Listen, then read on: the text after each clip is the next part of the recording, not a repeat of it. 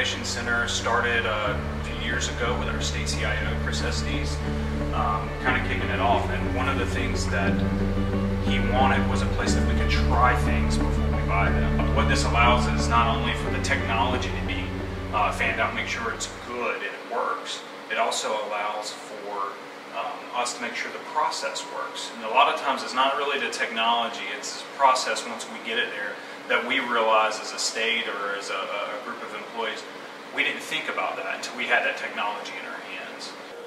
So this is a Perceptive Pixel.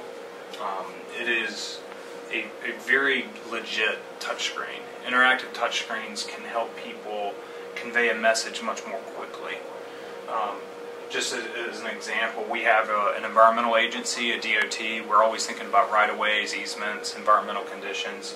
Emergency management also has the ability to use something like this. You can imagine a scenario where we have maybe a track in, and we're trying to explain to someone which direction. Maybe we have some incident over here. We could actually put a staging area over here. And the ability to kind of communicate this on the fly has been already really useful for several of our division directors in the agencies. They're actually able to have people out in the field that are using tablets, and as people draw on this, they're able to see that out in the field and vice versa. A lot of people were asking about devices out in the field, and people would get around the board table and they would say, well, what are the specifications? And then they'd get the specifications and then they go buy the device. When they get out in the field, it turned into a mirror. And so we really didn't truly do a specification try before we buy scenario. We just looked at what we thought the specs would need to be. And so that's something our business partners have allowed. Everything you see here is demoed through our business partners. It's in a try before we purchase it scenario. So we have contracts with the entities already here that we would be able to procure these. Last time when we looked at this, we had the same screen in there. As I said, I got two because I liked it that much.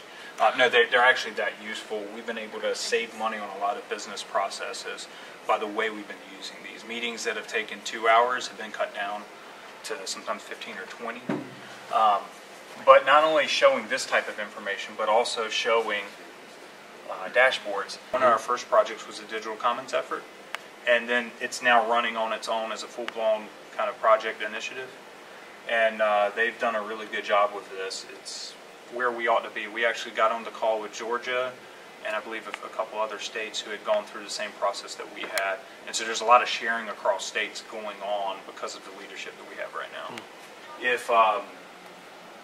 If this does something slightly different than that Perceptive Pixel, and there's a lot of, it's like a slight nuance between the specifications of why you might want that versus why you might want to just use this. This is actually very good from a built-in standpoint for this. For the Perceptive Pixel you saw me draw on it, I had to download my own software. Now you can use OneNote, PowerPoint, and it comes embedded with it. Mm-hmm. The new Surface Hub's coming out, and it's supposedly stacked with some features, has its own built-in computer. So that comes out, I think, in the fall, and I'm interested to get my hands on it and see what that can do. Yeah, so early on, I think the first group that I called was AT&T for some smaller devices.